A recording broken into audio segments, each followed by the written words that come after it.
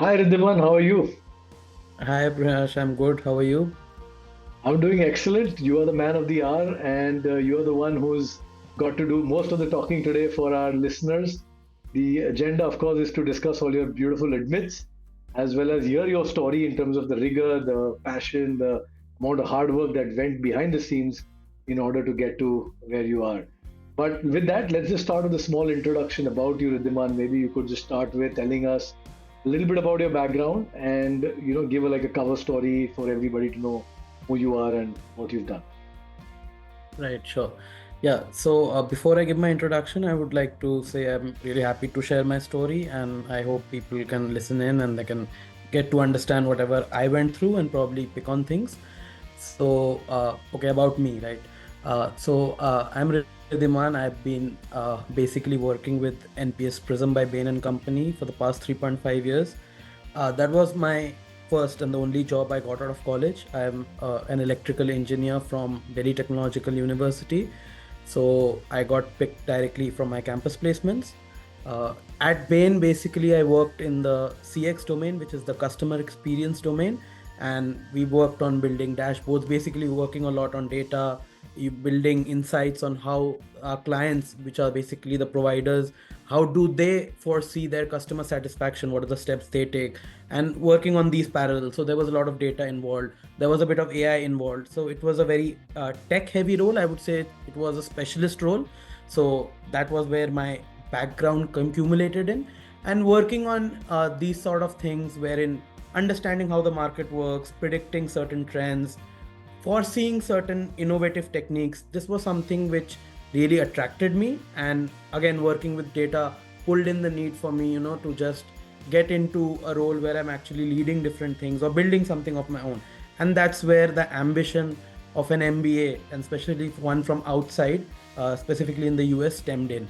So that's where everything played in. And there were a bit about me from like previous to college was I've been in hostel most of my life. Like I've been at St. Paul School, Darjeeling. So being a part of a close community, working and being around so many different people. So the concepts of diversity, inclusivity, which are all very key factors when we look at top B schools in the world, which are key elements. So all of them work, like I've gone through those things at a young age. So those were instilled in me from that time. And apart from that, I have a few extracurriculars which I really indulge in. I'm a national level debater. I do 10-meter rifle shooting, which I picked up very recently. And I'm also a wildlife photographer. I've been to almost all the national parks in India, and I've been to Kenya and Tanzania as well. So these are the things which really, bring joy to me. And all of these factors accumulate into the person I am today. Yeah. Super, that's a lovely introduction. And I'm definitely excited about the wildlife part, which is Yeah. super critical for me. As an interesting point to keep in mind, right? Like being a wildlife photographer and actually having traveled and making that a passion is definitely tremendous, right? So now tell us a little bit more about the quantitative factors. I think you missed that in the introduction. Tell us a little bit about your scores, your academic standing, and how Right. important was that through the journey as well, along with all the extracurricular stuff you mentioned. Right. So academically, I've been pretty good from beginning itself. So during my ICSC, I had a 95%, 95.4% to be exact. Then in my plus two, which is CBSC, I had again a 92%. Uh, in throughout my college in electrical engineering, it's actually one of the most toughest branches in DTU specifically. But I managed a 9.04 CGPA there as well. So academically, the curve was always there from Super. childhood. Okay. And if I come to my GMAT score, so I gave the focused edition, and I had a 705, which is basically the 99th percentile. If we compare the two, now we have only the focused edition, but at that time we had both, so it was kind of a marker. And that academically, if I look at it, so like it was there bit by bit from beginning, it was there. So that's more or less academically how it should. So you said that the intent to take an MBA outside stemmed in from your experiences working at Bain. Specifically, what were your key worries, right? Like you called us, right? You're looking for a consultant at some point. What were your key worries at that point? What made you feel that, I've got such excellent academic standing, I'm working at a fantastic company. What were your worries? Tell us a little bit about that.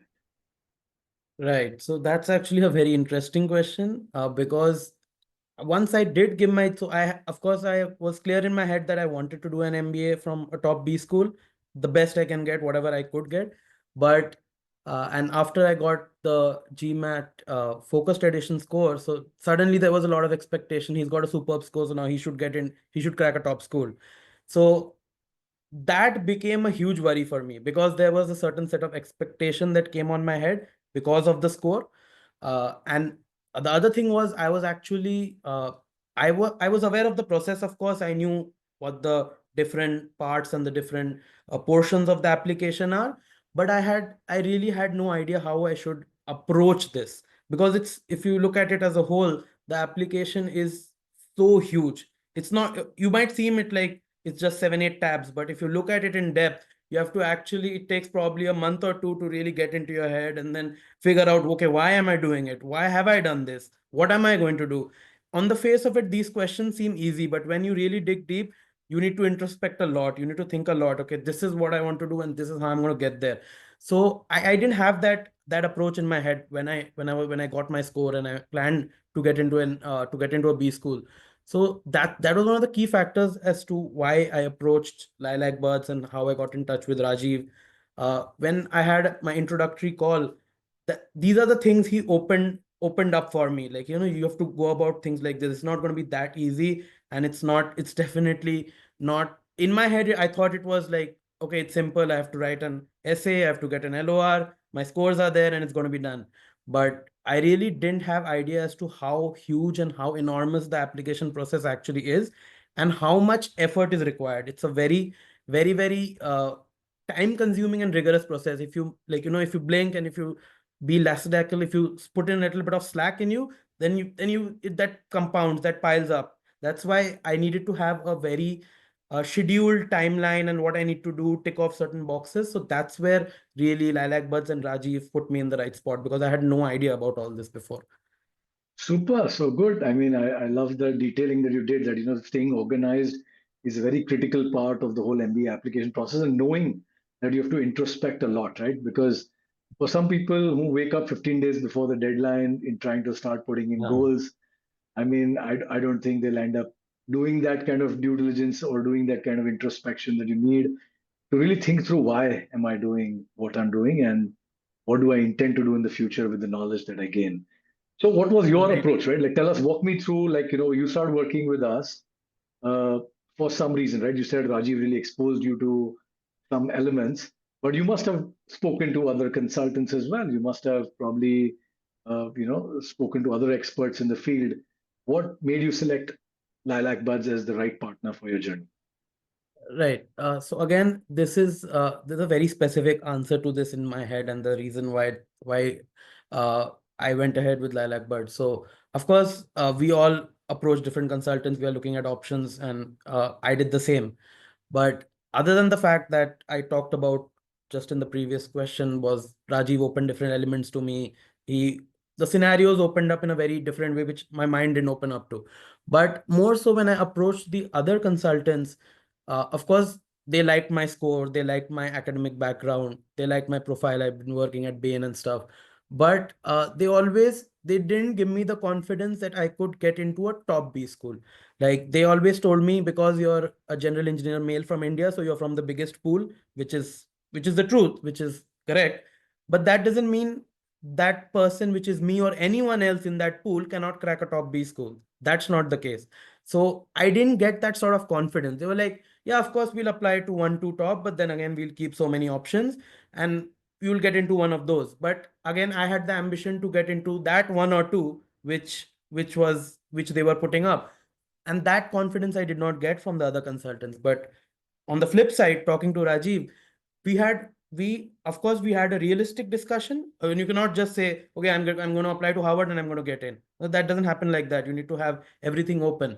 And but I did get the confidence. No, of course, you have a profile. We're going to apply to Wharton. We're going to apply to Yale. We're going to apply to so and so. So we'll also keep options open. But that confidence was very much necessary for me, and that confidence actually pushed me to put in that much amount of effort that I eventually did. Okay, that's good. So the confidence in your profile and also the confidence in getting into the top schools. Yeah, And you got into two of the top 10 schools in the US news ranking for an MBA. right. So without any waiting for everybody here, I think it's important to know where all you applied and where did you get in and where did you not get in as well, right? And being a general engineer male is tough.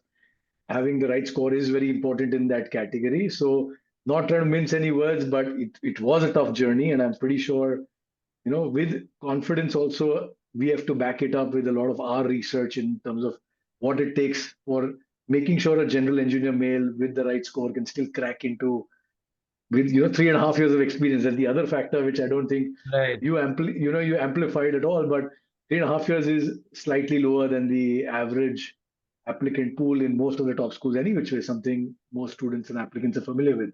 So keeping all these aspects in mind, right? Picking the right schools, very important. So which school did you pick, and then which ones did you get in? Maybe got an interview, and what are the scholarships, of course. So break the ice there. Yeah, right. So before I come to that, completely agree on that point on my work ex, because again, on conversation with the other consultants, they always told me it's on the lower side. It is probably because if you look at the top B schools, it's a 5 years, 5.5 years average. The class has an average work ex of that much time. So that was also on the Yes. lower side. And I needed to find the perfect balance. And, a relationship between a consultant and me has to be very, very smooth. It has to be natural also. So that was another key factor in highlighting. Okay. Now, back to the schools. Yes. So, me and Rajiv, we had a number of sessions before we actually got into the shortlist of schools. We had so many schools in our head. Yeah, we had the opportunities open, and after about 3 or 4 intense discussions, we got a shortlist of about 6 schools. Uh, I applied, so I'll start with the ones that I did not get into, and then I'll end it with the ones I did get into.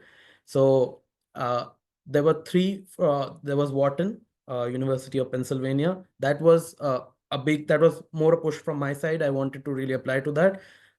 There was London Business School, the only one from UK, because the reason was that they have a very flexible exit plan. So I wanted a 2-year MBA. I did not want a 1-year MBA. So LBS provided that option, unlike other European schools. Uh, then I applied to Booth, University of Chicago. These were the three which I did not get into. I did not crack the final all the aspects of it. Again, multiple factors to that.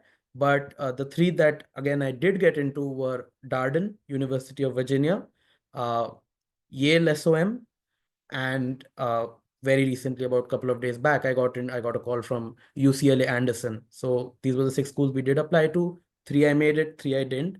But again, you don't get into every school. But I am really honored and glad to get into the ones I did, and specifically Yale and UCLA were pretty high on my list. So they were they were the big schools that I really wanted to crack. And as for scholarship, so I got a 60K, $60,000 scholarship over the course of 2 years from UCLA. And Yale now has taken out a different procedure. They've opened an scholarship form after you get in. So for everyone, so I filled that form. Basically, they ask what are the scholarships and options you have from other schools, and then they try to match that. So I'm hoping for a similar sort of scholarship from Yale as well. So Yale will be your top pick, I'm guessing, in terms of if you get the scholarship, you're looking to join Yale. Yeah, yes, that's pretty much the highest point on the list. And for different factors as well, I did attend a lot of events from Yale, like online Zoom events and a different thing while I was during my application process. And also I had gone for a couple of offline events, and the warmth, the community feeling that I got from all the people at Yale, that felt really like home. And like I mentioned, I've been in hostel all my life, so I've been in such a hostel where there's history, heritage, and bonding, and those three factors are very similar to what I saw at Yale. Apart from the fact that, of course, it's a part of an Ivy, it's in the top 10, it has a huge name, and it has excellent professors, excellent curriculum, all that definitely. But adding on to that, the culture and the community is what also I'm looking forward to at Yale. Excellent, excellent. And I think it's, of course, an excellent choice as well in terms of the picks that you have at the moment. And let's hope that you get cracked that scholarship. Tell Yeah. me what would be your most memorable conversation through the mentoring that happened with LilacBuds? What was, what made you feel that this investment you made in the consultations was totally on the right track and was so worth it for you? Right. So there are multiple conversations that I can highlight where it felt like we are on the right track. We're doing something different because, again, as I said, I have not done anything like this. Thinking so much about what I need to do, who I am, what I've done so far, why I have done it. So thinking on all these lines, I didn't really do it before I joined with LilacBuds. So there are multiple conversations that I can highlight, but the one key one that I wanted to highlight was the one after I wrote my first first SOP or essay, whatever you want to call it, and it was for Wharton, and we had calls before that on how I should proceed with it. We had actually created a document wherein we had a lot of research done on the schools I talked about here, and also what how my work, like we bucketed my work experience into 3 4 different categories, and then we'd push those categories, sum that up with what the school is, what the requirement is, and then we had created a huge document. It was a 15 20 page document which we had already created before we got into the process, so that helped a lot. And but the conversation that I had with Rajiv after I put my first essay in and I sent the draft to him, when I read it, of course I did write it, I sent it to him, and then in my free time I read it again, and I was not happy. Like I didn't, and he told, and the fun fact is, the call before that, he told me, you're going to write the answer to that essay, and then you're going to read it on your own, and then you're going to not going to like it. I'm like, no, that's not going to happen. We've already done so much, and I'm going to take so much time and do it. I'm definitely going to like it. But that's exactly what happened. I didn't like it. So that's why when I talk about the application process being so big, and you need to have a lot of time to plan everything out, because you need multiple iterations to get to the final piece. Even a word here and there adds a lot of value, takes out a lot of value. And you have a complete word constraint. You have 500 words, 450, 300, whatever that is. So you have to not waste words. There was something which Rajiv used to tell me, like, you cannot waste words. And I have a habit, like I had a habit, now I don't have it, but I had a habit of writing really big answers. Even when I chat with anyone, I like to explain a lot. So it's this big answers, and like people are like, oh, you can write that in 2 words. But so that habit had to go. And that slowly after multiple iteration, when I didn't like the first one, again I went to the second one. Rajiv sent me an edit, I went worked on it further. And these small progresses that we made, eventually by the time I was writing, say, my UCLA Anderson essay, which was the last one which was on 1st of October, I think, was the deadline. Actually, we did that in one go.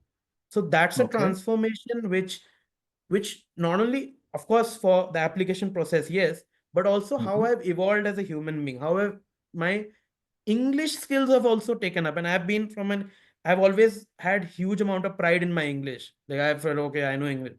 But the transformation, not only in my speaking skills, in my writing skills, and of course, uh, getting to the point with 2 words, if it's possible. If it's possible, you do it in 2 words. You don't need to write 10. You don't need to talk 10. So that my evolution in itself is one of the key takeaways from the relationship we've had. Yeah. Okay, interesting. And you mentioned that you've got excellent English skills. Being a debater, I'm guessing you had sharpened a lot of other skills alongside as well, right? Being a national level debater that you mentioned. Right. So those would have definitely come in handy during the interview process, where you would have the confidence to present your thoughts. Of course, now in a shortened format, as you already mentioned. Yeah. So tell us, like, how was the interview prep with our team? What was the kind of feedback you got there? What really got you ready for all the interviews that you did? Right. The interview, of course, happens after we submit our application, and they review it, and then they see it. And that, I felt, is a completely different ball game to what the written application is. Like, of course, there are certain similarities. They're going to ask certain things from it, but I feel it's a completely different ball game.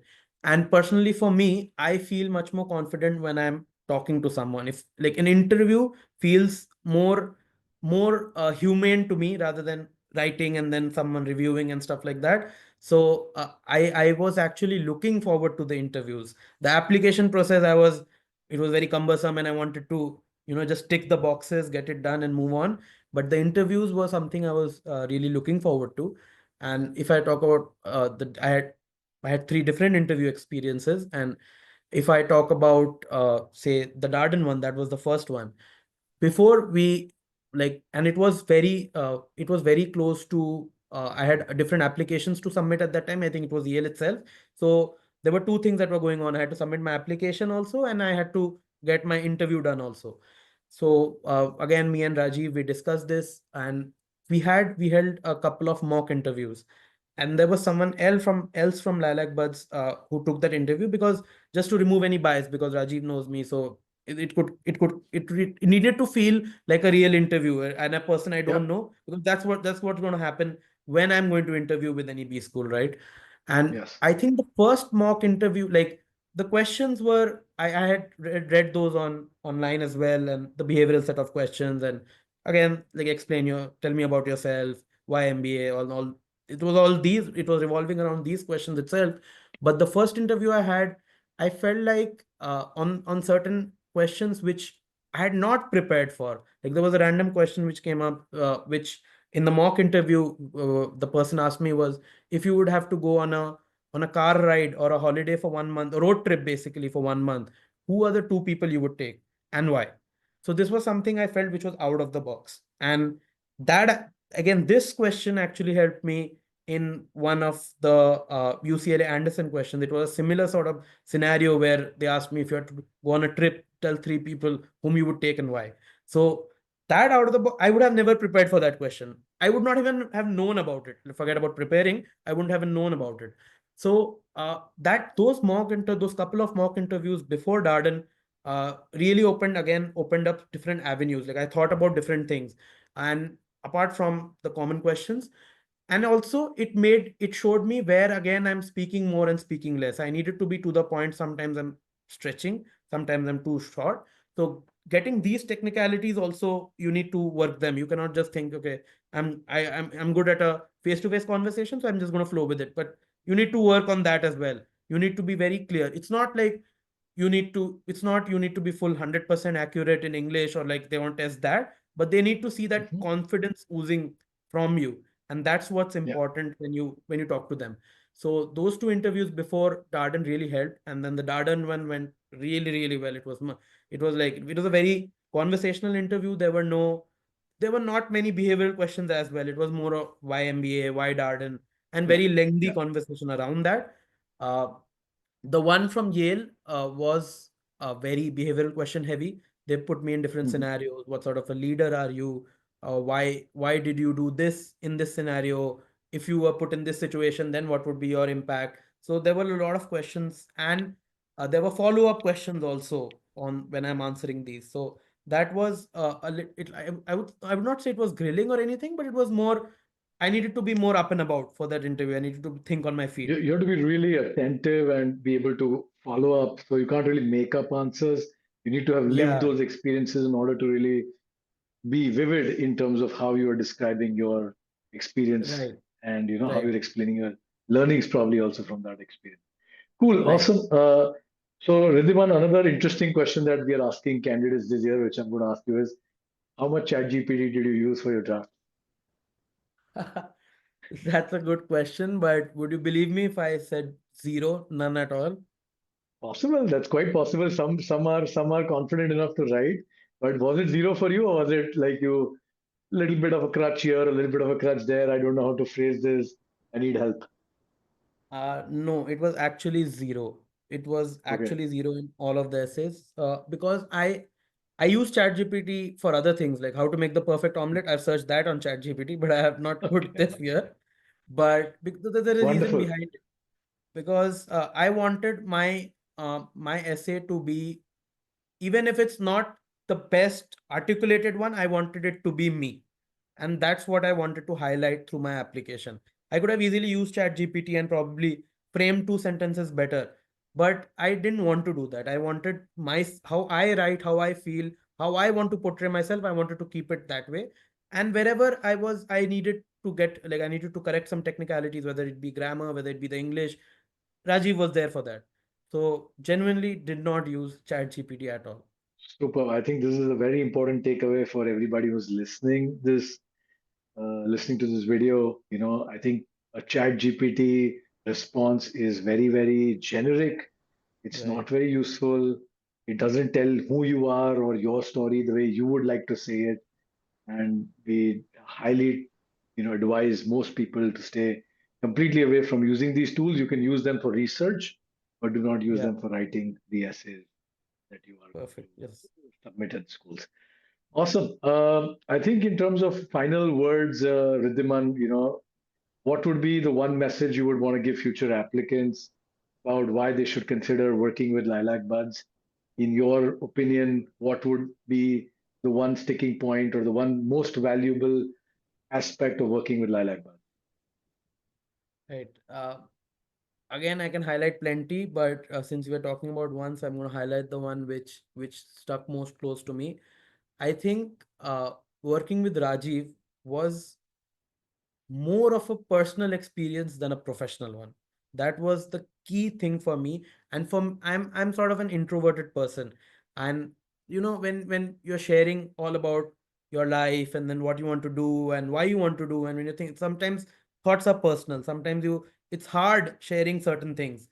But because Rajiv was able to make me feel so comfortable and make me feel at home, I was able to open up in a different way. And if I cannot open up, he and I together cannot decide on what's the best thing. We need to be completely transparent in these sort of things. And working with LilacBuds and Rajiv, I think that particular aspect really shone out for me. It made me feel like he treated my application like his own. So he put in that much, like he would do for himself. And I, of course, because it was my application, I had to put in my bit of my share. So together, it was not a situation where, of course, I did crack three schools, but it's not it's we cracked three schools, or we did this, or we got that. So that we part is something I would really tell my experience at LilacBuds has been a very personal one. And of course, the results are there, no doubt. But the relationship also that I built with Rajiv, and the insights that I got, the preparation that I had, the structure that we followed, the pattern that we used, the different things we explored that could come up, which eventually did, like I mentioned in one of those interviews. So we basically covered everything that had to be covered. And that's what I would tell everyone else. Like, if you're looking for a very holistic and a very customized and personal approach, then LilacBuds is the best place to go. Okay. How was the reaction at home when the Yale Admit came in? Because I think that came in first. Right? Yeah, so the Yale one, so everyone really wanted me to crack Yale. Like, they were like, it's because of its name, because of its heritage, it was a big name. And actually, there's a funny story. It's not a funny story, but it's a true story. So an MBA, I wanted to do an MBA, but it was also my father's dream. He could not do it because of certain reasons during his time. And he really wanted me, because he has created that background for me. And that, whether it be financial security, whether it be otherwise, he wanted he wanted me to use that, and get use that opportunity and get there. So when he heard about Yale, he almost got into tears, because it's something. And when I got the result, like, I knew it's a big thing. Yeah, I got into Yale. But when I talked to other people, when I went home immediately, like after I got my result, the next day I was going home for some other event, but that coincided well. So when I went home and when I saw people looking at me, like, he's going to Yale. So that's when it actually hit me. So yeah, that was a big thing from my parents' Yeah, perspective. it is massive, and it's not just the legacy and the prestige of the institute, but also the rigor and the competitiveness and the resilience you need to show through the application process. And of course, once you enter those doors, these same values will continue to be important, right? Because Right. even when you go to the classroom, remember it's going to be a lot of accomplished people who are going to be Yeah. there in that classroom with you, whom you're going to be working with and working together with, and of course, eventually competing for employment and jobs and opportunities later as well. So Right. keeping your competitive spirit on, but also keeping your collaborative act together is going to be super critical through this journey. Riddhiman, we are super excited for you once again. Congratulations on Thank you so much. the superb spate of admits that you have, and we look forward to, of course, keeping on hearing more stories once you hit the road on campus. If there is Yep. anything else, of course, that is LilacBuds, you know that we'll be supporting you until you get your visa. So do ensure Right. that you're with us to anything that you need, from accommodation to insurance to everything else is kind of part of what we will continue engaging with you even from Yep. now, which is December, all the way till August next year when you're ready to fly out. That said, Right. again, we are the biggest cheerleaders for you. Thank you, Riddhiman, for trusting us and for trusting Rajiv. And again, on his behalf, I would say thank you very much again. And lovely to have spent this evening with you, right? Thank you so much. Same here. And thanks to you guys for helping me get into that plane in August and to Yale.